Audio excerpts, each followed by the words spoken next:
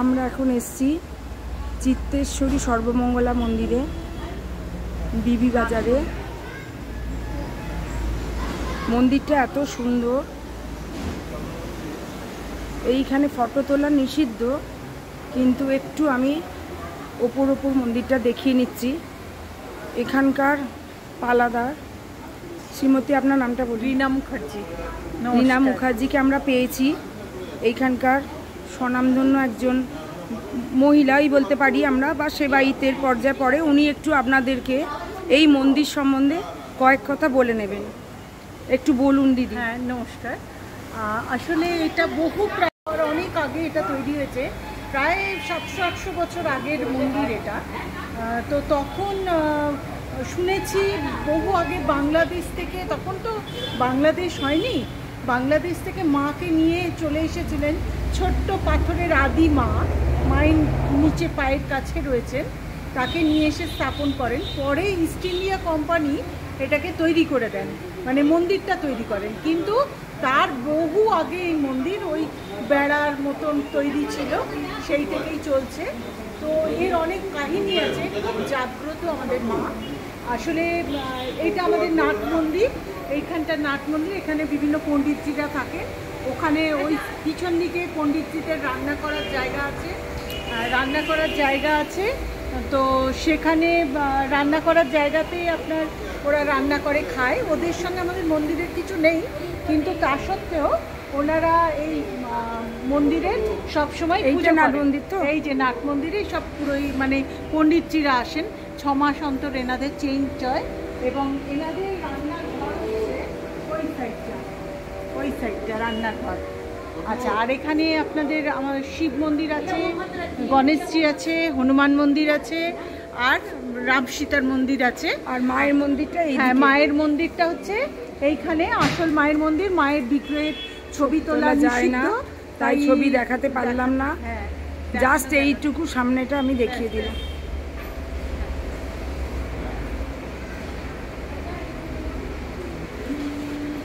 এখানে আমাদের পুজো টুজো হয়, দুর্গা পুজো হয়। তো আগে আমি বলি সেই ব্যাপারটা, যে সেই সময় এসেছিল ইস্ট ইন্ডিয়া কোম্পানি, এটা রেনোভেশন করেন, কিন্তু তার বহু আগে এটা তৈরি হয়েছে এবং সেই থেকেই পূজা চলে আসছে। আমাদের প্রচুর পালাদার আছেন, দিল্লিতে আছেন, মুম্বাইয়ে আছেন, এবং বিভিন্ন জায়গায় এরকম আমাদের সেবায়িতরা রয়েছেন। আমাদের নির্দিষ্ট দিনে পালা পড়ে, আমরা এই পালা করতে আসি। এই পালার হিসাবও আমি বলতে পারবো না, আমাদের বাবা, কাকা, মা এইসব সবাই মিলে আছে।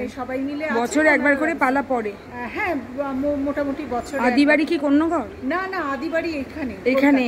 আর কন্যগড়ের কথা বলছিলেন? কন্যাগড়ে আমাদের এক রিলেটিভ বাড়ি রয়েছে। আচ্ছা, ওখানে পরে চলে গেছেন। আচ্ছা, আর এখন আপনারা থাকেন কলকাতা? আমাদের অরিজিনাল বাড়ি হচ্ছে পাইকপাড়া। আচ্ছা, মানে পাশেই একদম। হ্যাঁ, আর এখানেও তো পাশাপাশি বহু জায়গা জমি ছিল। আচ্ছা, এটা কি চৈত্র মাসে নবরাত্রি প্যান্ডেল হচ্ছে? এটা না, এটা নবরাত্রি চৈত্র মাসের যে একজন হয় না নবরাত্রি, মারোয়াড়িরা প্রচুর আসেন। আচ্ছা, বিহারিরাও আসেন সমস্ত। তবে ওদের ওপরেই বেশি নির্ভর করছে। এই যে একবার দেখুন, এই যে আমাদের মন্দির পরিষ্কার হচ্ছে, ভোগ আসবে, আমাদের পার্মানেন্ট লোক এরা। আচ্ছা, সব সময় কি সুন্দর পরিষ্কার। এই রাস্তা দিয়ে ভোগটা আসবে? হ্যাঁ, ভোগঘর কি ওপরে? হ্যাঁ, ওপরে ভোগঘর আছে, নিচেও আছে। আচ্ছা, তো এখন ওপরেই রান্না হয়। ভোগের সময় ছবি দেখানো যাবে না। না, আমি ছবি দেখাবো না। চলে আসো। ও, ভোগের ছবিও তোলা যাবে না? ব্যাস, ঠিক আছে, যখন তখন তুলতে পারেন। ব্যাস। এরপরে এখানে সব পালাদাররা মিলে সমস্ত ব্যবস্থা করে। আচ্ছা, দুর্গাপুজোর পালা হয়। দুর্গাপুজোর সময় মানে দেখার মতন। আচ্ছা, এটা চিতু ডাকাতের কি কাহিনী বলছেন? এটা চিত্তেশ্বরী মন্দির, ওই ডাকাতের মানে তলায় যে পাথরটা আমরা দেখলাম, ওই পাথরটা কি উনি ওখানেই পুজো করতেন? আগে নরবলি হতো মনে হয়। হ্যাঁ, নরবলি হতো শুনেছি, কিন্তু আমাদের তো কোনো না, আমরাও শুনেছি। মানে তারপরে ডাকাতের বংশ শেষ হওয়ার পরে এই ঠাকুর কি করে এলেন? মানে ওটা তো তলায় শিলা আছে। হ্যাঁ, তলা একটা পাথরের মতো দেখলাম। আর মা মানে এই মূর্তিতে এই বেশে তৈরি করেছেন, সে স্বপ্নে দিয়েছেন। আচ্ছা, স্বপ্নকে ওটা কোথায় কাকে দিয়েছেন যে উনি তৈরি করেছেন? কোনো পুরোহিতকে দিয়েছিলেন বহু আগে। তারপরে মূর্তি রূপে এসেছে। আগে ওই শিলাতে নিম কাঠের মূর্তি, কিন্তু মাছ ভোগ হয় না। মাছ ছাড়া যে মাছে আঁশ আছে সেই মাছ পুজো করতে হবে। আচ্ছা, নতুন ধরনের মাছ কোনো সময় যদি স্ট্রাইক থাকে বা কিছু থাকে, কই মাছ আমাদের কিনে রাখতে হয়, যার মাছে আঁশ আছে বেঁচে থাকবে, মানে এরকম মাছ কই ভোগ হয় আঁশযুক্ত। আচ্ছা, এর একটা গল্প কাহিনী আছে। আগে এটা দেখবেন পশ্চিমমুখী মা, সাধারণত আমাদের হিন্দুদের পশ্চিমমুখী মা নেই, সব উত্তর দক্ষিণমুখী হয়। দক্ষিণমুখী ছিলেন, সামনে দিয়ে গঙ্গা ছিল, গঙ্গা মানে ওই দিকটা দিয়ে রাস্তার দিকটা আমাদের এই দিক দিয়ে গঙ্গাটা ছিল। আচ্ছা, উত্তর দক্ষিণে গঙ্গা, ওটা তো দক্ষিণ মুখ। আচ্ছা, এই দিকে গঙ্গাটা ছিল। তো তখন মা এখান দিয়ে মানে শুনছেন যে কি গান করে করে যাচ্ছে। আচ্ছা, তো গান করতে করতে উনি জিজ্ঞেস করেন কে গান করছিস, তখন বলে রামপ্রসাদ। তো রামপ্রসাদ তখন বলছেন যে তুই গান করছিস, আমাকে শুনিয়ে যা, মায়ের গান করছিস। তো উনি তখন বলেন আমি কারুর কাছে যাই না, আমার গান শুনতে হলে আমার তোমাকে মুখ বেঁকিয়ে আমার গান শুনতে ঘুরতে হবে, আমি কে যাব। তো এইদিকে পশ্চিমমুখে একটা জানলা ছিল, হঠাৎ পরের দিন পুরোহিত এসে দেখেন পশ্চিমমুখী মুখ হয়ে গেছে। মানে কি এইদিকে মুখ হয়ে গেল? এখন যে জানলা ছিল দরজা ফোটানো হয়েছে। আচ্ছা, আর ওইদিকে আসলে মুখ ছিল, মুখ ছোট, মানে ওইদিকে ছিলেন মা দক্ষিণমুখী ছিলেন। আচ্ছা, পশ্চিমমুখী। আচ্ছা, মানে ওইটা তো দক্ষিণমুখী। হ্যাঁ, ওইদিকে একটা দরজা আছে, তো আছে, ছোট্ট দরজা আছে, ওই নাড়া ফাড়া বাঁধা আছে, ওই মুখী ছিলেন, দিয়ে পুরো ঘুরে এই মুখে হয়ে গেছে। মানে শিলারও যে ব্যাপার, মানে অলৌকিক ব্যাপার, শিলাটা থেকে মানে মা বলছেন যে আমি শিলাও যা আমি। এবং আমি এটাও বলতে পারি অনেককে মানে স্বপ্ন দিয়েছেন।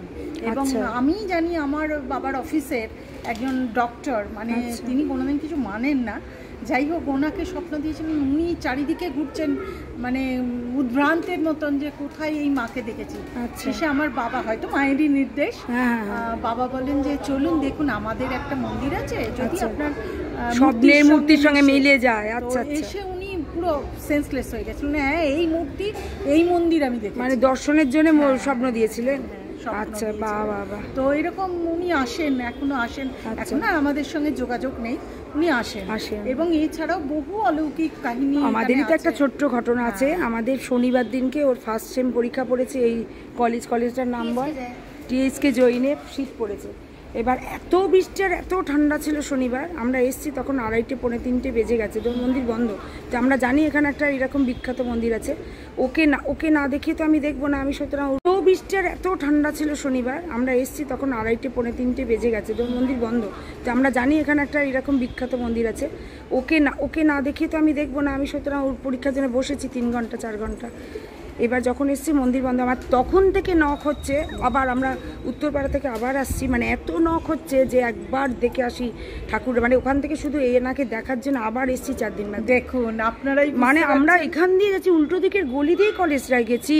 আর আমি অনেক আগে দেখেছি, মানে এই ঠাকুর আমার দেখা, মানে বিয়ের আগে আমি একবার দেখে গেছি, যেহেতু কাশীপুর উদ্যানবাটি আসতাম দিয়ে। এবার ওই তখন থেকে বলছি মেয়ে, এবার আমি সময়টা পেয়েছি, আমি তো গার্জেন বসে আছি, কিন্তু আমি সময়টা হচ্ছে আমি মেয়েকে না দেখে আমি কি করে প্রসাদও বানাবো, সব অনেকক্ষণ এসছি আমরা, তখন 9:45 এসেছি, ঢুকে পড়েছি, তো আমি প্রসাদও মিলতো, শুধু এর জন্য আমি দেখিও নি, প্রসাদও নিইনি। যখন এলাম পুরো বন্ধ, ওই সিঁদুর ছিল, ওই পড়ে চলে, তখন থেকে বলছি কবে যাবো বলতো আমরা, মানে খুব তাড়াতাড়ি চলে এসেছি 4 দিনের মধ্যে। খুব টান ছিল, খুব টান, মানে বন্ধ মন্দির দেখতে ইচ্ছে করে না, জানেন তো মা এমনই যে সবাই তো আমরা মেয়ে না, সেই জন্য। আর এসে আপনাকেও দিদি পেয়ে ভীষণ ধন্য মনে হচ্ছে, কারণ বংশের একজন প্রায় বলতে গেলে যে আপনারা কত অঙ্গাঙ্গী হয়ে গেছি। হ্যাঁ, ও মেয়ের পক্ষ ছেলের পক্ষ কি আছে, পক্ষ তো আছে নিশ্চয়ই, মায়ের সঙ্গে তো টাচে আছে। এখানে ব্যাপার হচ্ছে মাকে, মায়ের কাছে তো ফুল কাড়ায়, ফুল দিয়ে মা করে, নাকে আসে, যে কোনো কারণে তাদের ফল হয়, তবে আমরা কোনোদিনও করিনি। আমাদের কাছে সেই প্রমাণ নেই, যারা করেছেন তাদের কাছে নিশ্চয়ই আছে, তাই তারা আবার সেই মানসিকের পুজো দিয়ে যান, এবং শাড়ি সোনার গয়না এই সমস্ত পুজো দিয়ে যান। এবং মানে আজকে মায়ের বাসি কাপড় ছাড়া হয়নি, অদ্ভুত একটা জিনিস, আমার মনে হলো শাড়ি পাননি, এটা দেখাই যায় না। আজকে আপনার শাড়িতে মায়ের প্রসাদী গ্রহণ হচ্ছে, ভোগ হচ্ছে, মানে মা কোনোদিন শাড়ি পান না, হন না, মানে এটার জন্য আপনার কাছে